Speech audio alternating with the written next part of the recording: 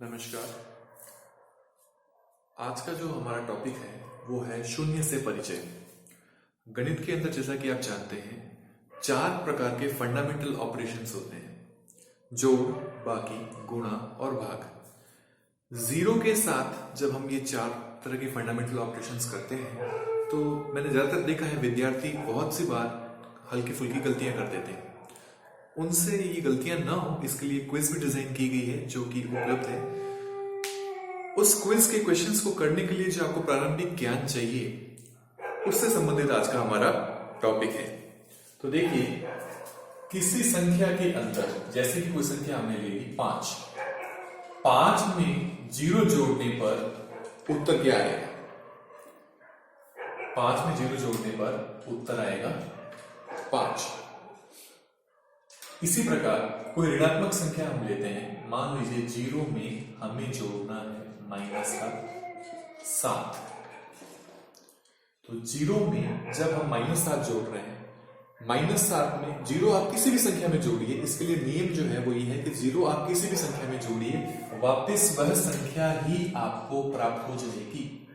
जैसा कि ऊपर हुआ है, 5 में हमने 0 जोड़ा, वापस हमें यही संख्या प्राप्त हुई। इसी प्रकार जब हमने 0 में -7 जोड़ा, वापस हमें -7 ही प्राप्त हुआ। अब हम बात करते हैं बाकी की। अगर आप किसी संख्या में से, जैसे 7 है, -9 है, इसमें से आप 0 घटाएंगे,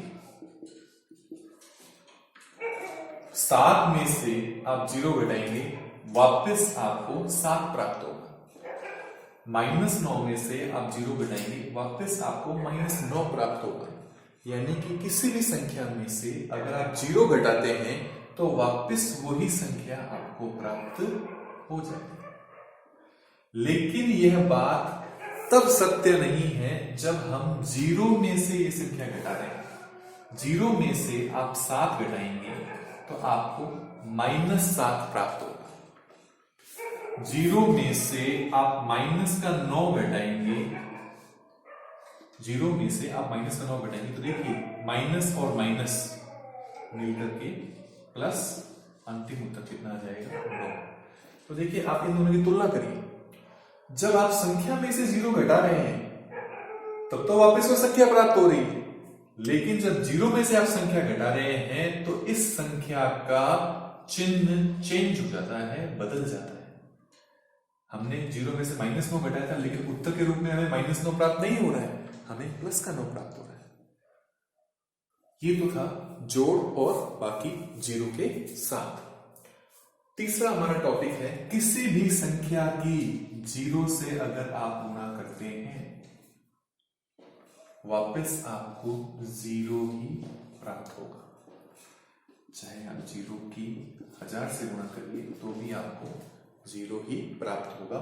मैंने सामान्यतः देखा है बच्चे इसके साथ कंफ्यूज हो जाते हैं, और वो 1 गुणा 5 को जिस प्रकार हम 5 करते हैं उसी प्रकार 0 गुणा 5 को भी वो 5 लिखते हैं, जो कि पूर्णतः गलत है। तो किसी भी संख्या के साथ 0 की गुणा करने पर वापस हमें 0 या 0 ही प्राप्त होगा। और लास्ट, 0 में किसी भी संख्या का भाग लगाने पर हमें वापस 0 ही प्राप्त होगा। 0 में आप किसी ऋणात्मक संख्या का भाग लगाइए तो भी आपको 0 ही प्राप्त होगा। तो जो मैंने आपको टॉपिक यहां जो बातें बताई है, उन बातों को एक बार के लिए मैं समराइज कर देता हूं। शुरुआत करते हैं हम यहां से। किसी भी संख्या में आप 0 जोड़िए, आपको वापस वही संख्या प्राप्त होगी। मैं उदाहरण के द्वारा अपनी बात को स्पष्ट करता हूं। मान लीजिए आपके पास 5 रुपए हैं, किसी व्यक्ति ने आपको एक लिफाफा दिया, उस लिफाफे में 0 रुपए है।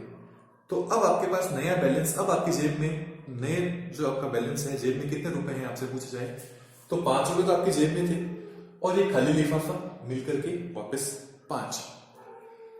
7 - 0 बराबर 7। किसी भी संख्या में से 0 घटाने पर वापस हमें वह संख्या प्राप्त होती है।